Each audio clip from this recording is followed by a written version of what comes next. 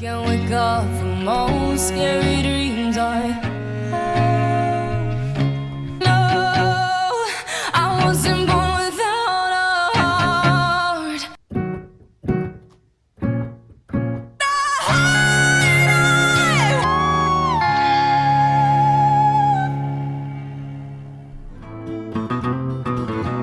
Yes, so Hairless here.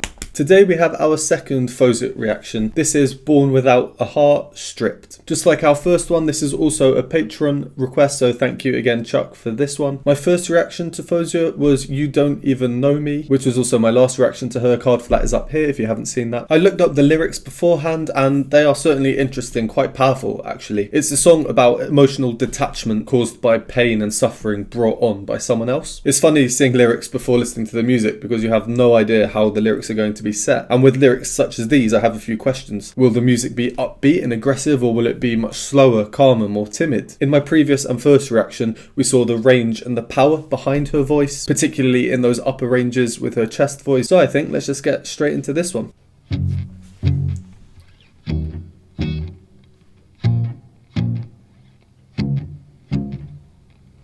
I'm an angel, tell me what you mean by that. I take it all and I will never give it back. I don't feel sorry every time I see you cry. Every time you start, I'm waiting for your tears to dry. I don't really care and I never will. That's the way I am, such a bitter pill. I don't really care how my silence kills. That's the way I am. No, I wasn't born without a heart.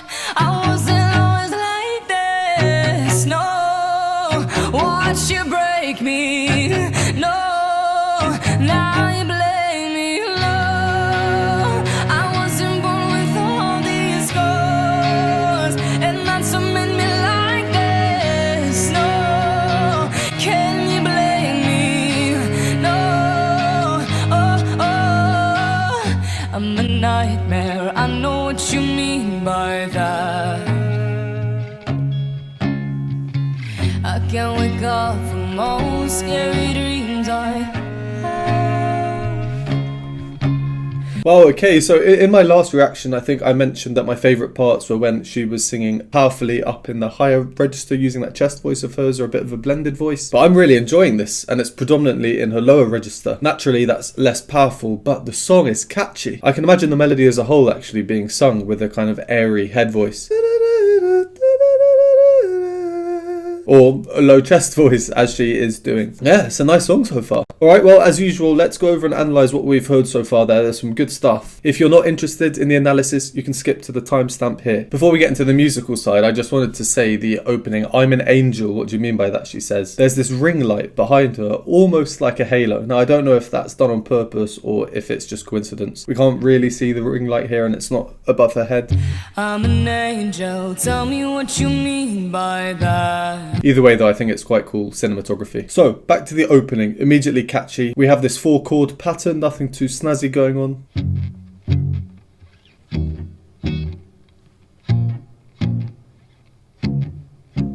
Cue Sir Hairless from the future to show you these chords on the piano. So the chords are like this.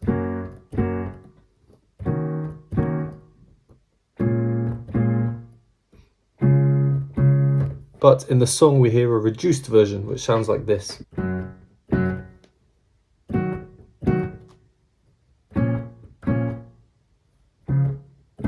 And we might as well do the sheet music too, so cue Sir Hairless from the future again. So here's the music.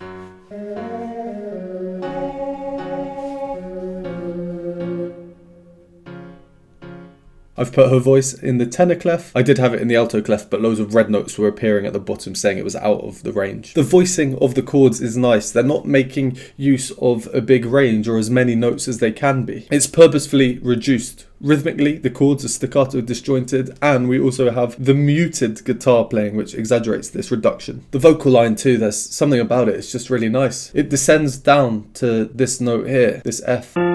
That's low, and I also like the interval that it falls by a fifth before settling on that bottom note.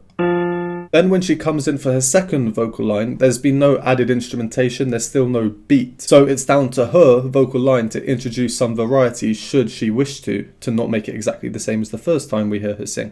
I don't feel sorry every time I see you cry. And she does introduce a bit of variety. Maybe this is an early sign that we'll be seeing some growth as the song moves on. She alters the rhythms on the word sorry quite interestingly. She sings 3 notes, and instead of going so or re as you might expect, she goes so or ori. The last note has ori. So sorry. And then of course she rises at the end of the phrase instead of falling. See you cry. So it's rising as opposed to falling, and rising is usually associated with good things. It's a sign of strength, moving up. To me, these lyrics, I don't feel sorry every time I see you cry. Here she has conviction in what she's saying. But interestingly, at the end of that higher note, she has a little wobble.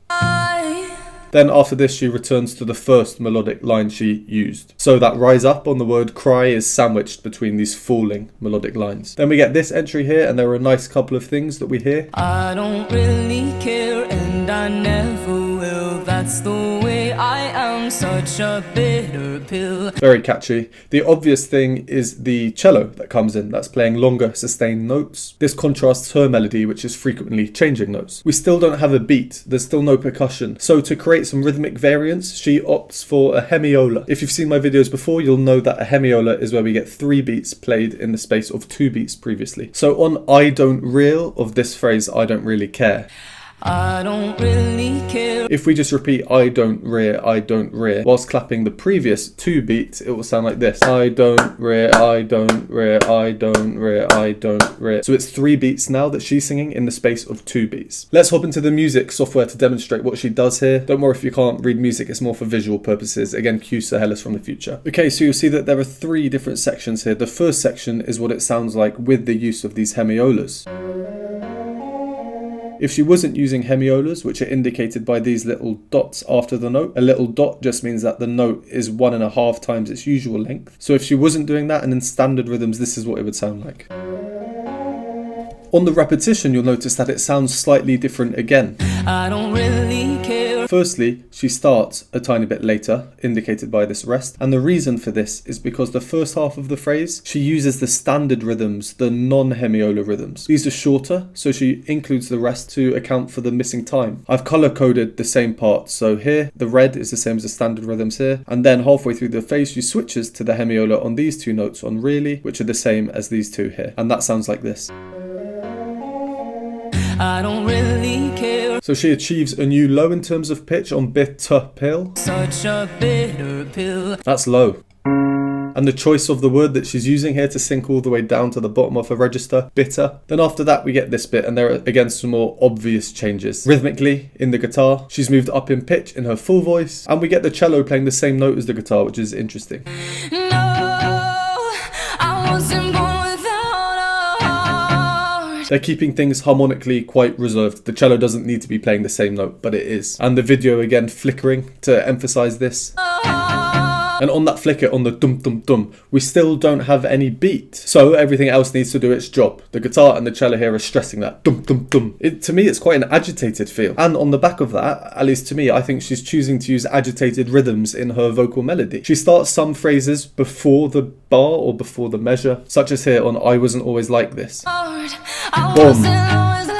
Just before the bar starts. So I'm thinking she's going to do the same with the next phrase, but no, she adds in this melismatic no, which then offsets the next phrase, so it has to start after the new bar. Watch you break me. The melodic flow, or rather the comfort provided to the listener in consistency in repeated melodies, is disrupted. I think that's fitting considering the subject matter. Then the texture thickens through the form of elongated notes in every member, her, the cello, the guitar. And now I get to hear this element of her voice that's quite unique, almost these guttural alterations. It kind of sounds like an extremely elongated vibrato, but instead of vibrato, this is the conscientious alteration between two notes.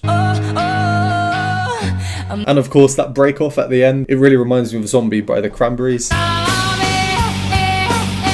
Okay, let's carry on. Just before we pause, she was talking about the scary dream she had, and she was using this light, airy head voice for that. This is the voice type that I said I could imagine the song kind of being sung in.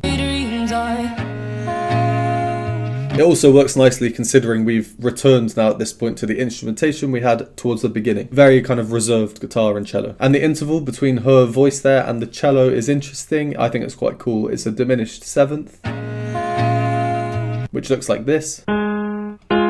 Alright, let's carry on.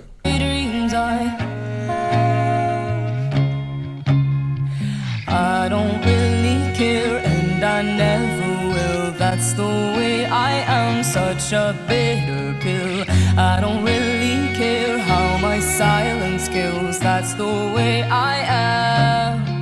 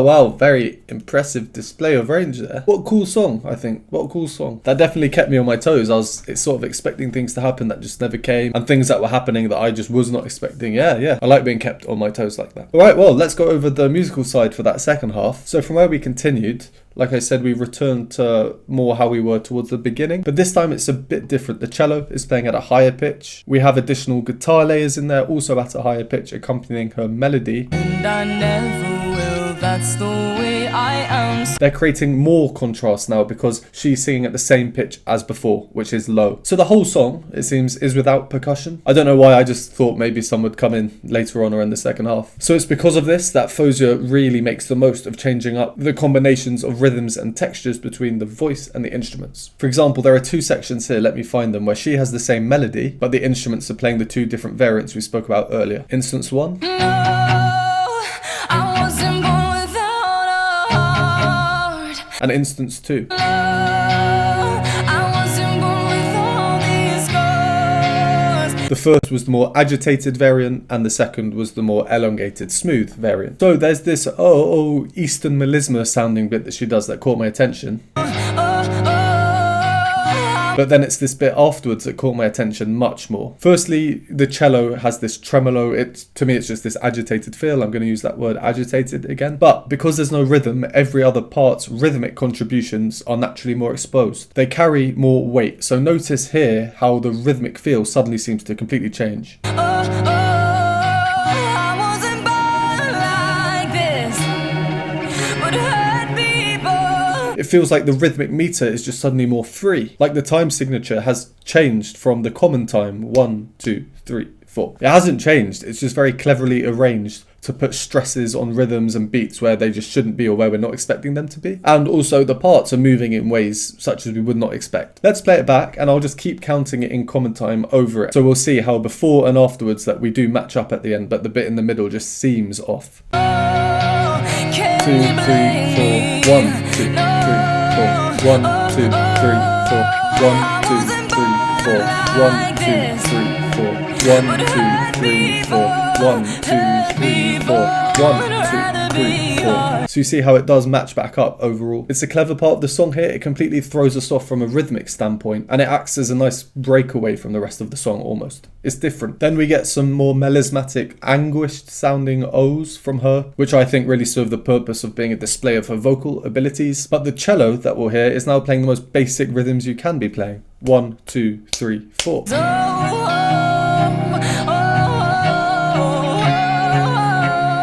This is the complete opposite end of the spectrum to what we just heard, and being basic rhythms means that there's less to focus on from that side of things, so we put more focus onto her voice at this point. So then there was this bit which I like. She goes to a quite high D sharp in this blended voice. She goes up to here. And when she does, the instruments come off. But then she proceeds to go higher. She goes up to the F sharp. Again, in this blended voice for power. It's not pure head voice. And it is a powerful sound, for sure. That range as well. I mean, we go higher at the end, so I'll get to that. But at this point in time, we've heard her sing 2.5 octaves. And this range has come naturally. It's not like she's just been jumping from up to down, up to down. In a song like this, it would probably sound quite strange, covering a massive range in a short space of time. So each section of this song does seem to be carefully considered. She then returns to this same F sharp, but this time in an airy head voice. It's almost a broken sound. She's saying, and that's what made me like this, how the person that she's singing about broke her. Now I thought they'd layered her voice on top of itself there, but I actually think it's the cello playing the same note right at the top of its register. The cello and her voice together create this weird, unique kind of sound. I remember in school I was told that the cello is the instrument whose timbre is most similar to the human voice, and I guess we can see that here. And it's a nice ending too. There was a guitar line that really stood out to me.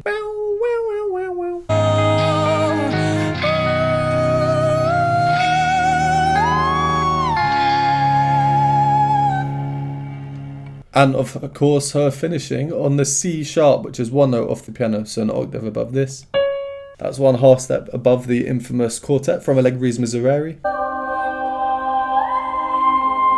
And with that last note, she completes 3 octaves in this whole song. 1 octave, 2 octaves, and then just up there, 3. Yeah, I don't think there's much more to say on that one. That was nicely done, I think. Good video, nice arrangement of the song. I feel it did a good job at portraying the lyrics. Let's leave it there. Once again, thank you for this request. And as always, thank you all for watching. Would appreciate a like and subscribe. If you enjoy the content and want to support me and join the community, you can do so by joining the Patreon or YouTube memberships linked below. And I will see you next time.